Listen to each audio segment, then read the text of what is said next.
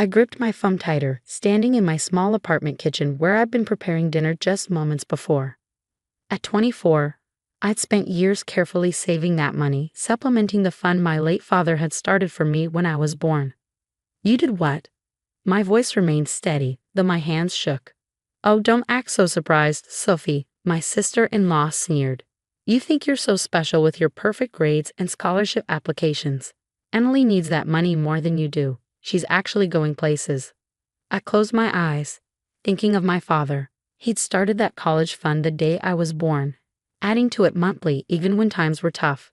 After his death 5 years ago, my brother Mark had become the fund's co-trustee, a responsibility he promised Dad he'd take seriously.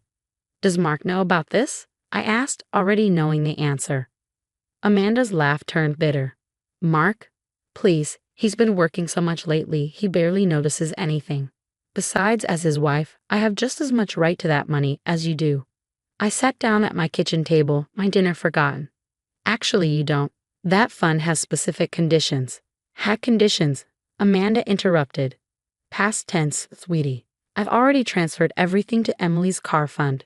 She's getting that red Mercedes she's been dreaming of. Much better use than wasting it on your community college classes. My chest tightened, but not from panic. Something closer to determination took hold. Thank you for letting me know, I said calmly. What? Amanda's voice lost its smug edge. That's it? No crying? No begging? No, I replied. Just, thanks for the information. I ended the call and immediately dialed another number. After 3 rings, a familiar voice answered. Sophie, I was just about to call you. Mr. Patterson, my father's financial advisor and the manager of the college fund, sounded concerned. We need to talk. About Amanda trying to empty the college fund? I asked. Ah, so you've heard. His tone shifted to something more professional. Don't worry. Your father was very specific about the fund's protections. I assume Amanda didn't mention she got an automated rejection when she tried to transfer the money. Relief flooded through me. No, she conveniently left that part out. The transfer was denied immediately. Only you or Mark can access those funds, and even then, only for educational purposes. The attempt triggered several alerts, including one to the main bank's fraud department. I smiled despite myself. Dad had always been thorough, especially when it came to protecting my future. What happens now?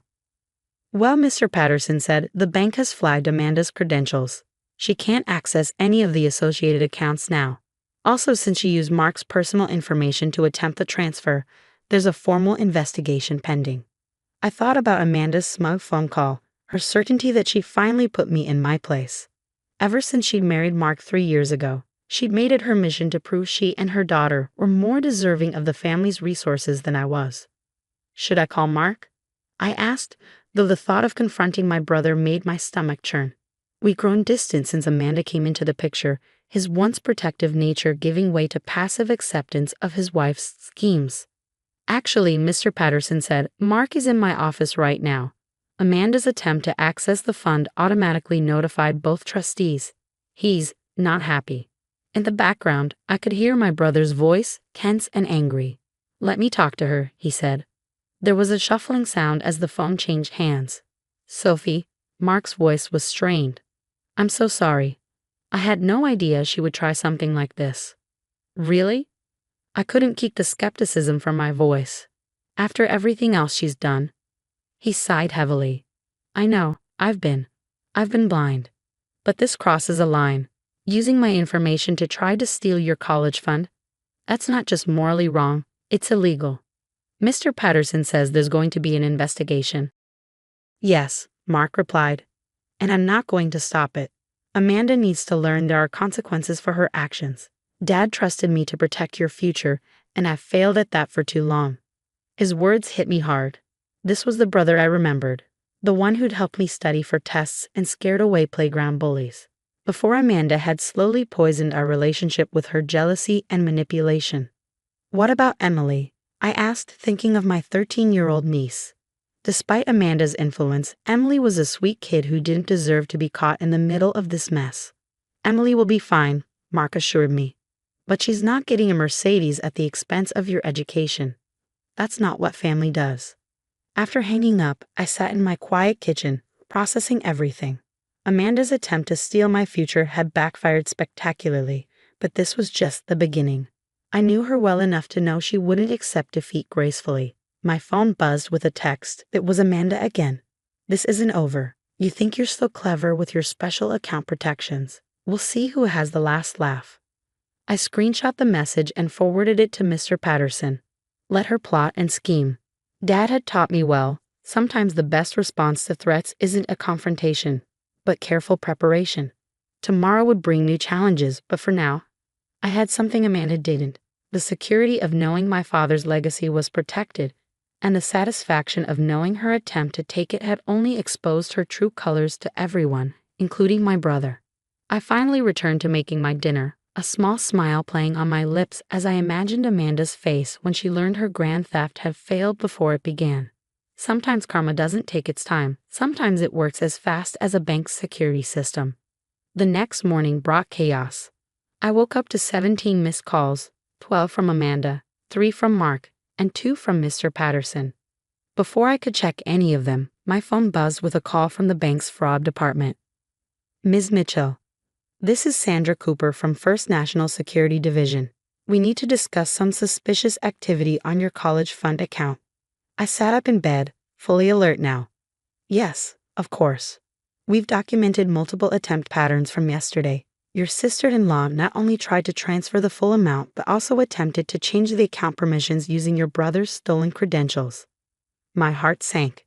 Amanda had been busier than I thought. "We take identity theft very seriously," Sandra continued. "The police have been notified and will need your statement." Just then, my doorbell rang. An angry, persistent buzz that could only be Amanda.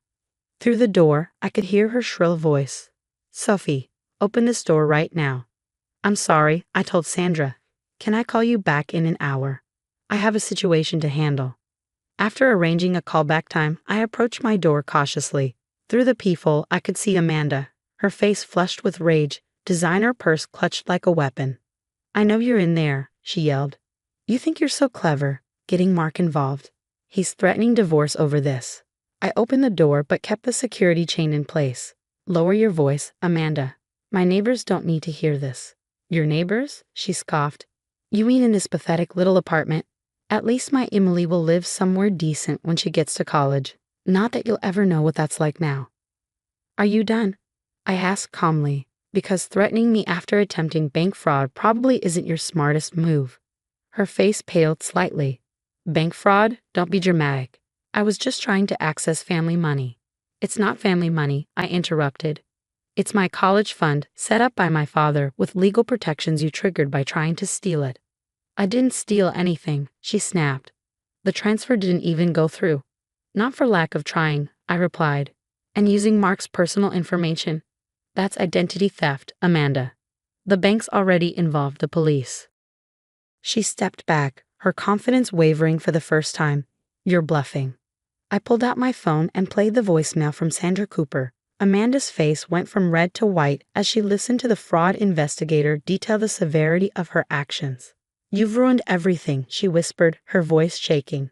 "Mark won't even look at me. He's talking about custody arrangements for Emily."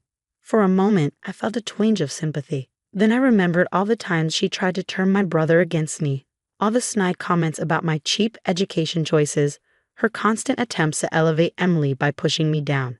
"You ruined things yourself," I said firmly. "I'm not pressing charges, yet, but this needs to stop, Amanda. The manipulation, the jealousy, all of it." "Or what?" The venom returned to her voice. "You'll send me to jail, tear Emily's family apart. Some aunt you are." Actually, Mark's voice came from behind her, making us both jump. "Sophie's being kinder than you deserve." My brother stood in the hallway, looking exhausted but determined. "The bank's fraud department called me in this morning. They showed me everything. Every attempt you made to access Sophie's fund, every time you used my information without permission. How long have you been doing this, Amanda?" She spun to face him, tears starting to fall. "Mark, please. I was only thinking of Emily's future. By stealing from her aunt? By committing fraud?" Mark shook his head. "Pack your bags when you get home. My lawyer will contact you about the separation agreement." Amanda's face crumpled. "You're choosing her over your own family? Sophie and Emily are my family, Mark replied. You're the one who tried to steal from family. There's a difference. After Amanda stormed off, Mark turned to me. Can I come in? We need to talk. I closed the door, removed the chain, and let my brother enter. He looked around my small apartment with new eyes, perhaps really seeing for the first time how differently we lived. I'm sorry, he said, sitting heavily on my couch. I should have seen what she was doing long ago. The way she treated you, the comments about money, the constant competition. I just wanted everyone to get along. I know, I said, sitting beside him. But enabling her behavior only made things worse. He nodded. Mr. Patterson showed me everything. Amanda's been trying to access that fund for months, making small attempts here and there. If she had succeeded, he trailed off. But she didn't, I reminded him. Dad made sure of that. Mark smiled sadly. Yeah, he did. He knew what he was doing when he set up those protections. He reached into his jacket and pulled out an envelope. Speaking of Dad, Mr. Patterson gave me this. It's a letter Dad left, to be opened if anyone ever tried to tamper with your fund. My hands trembled as I took the envelope.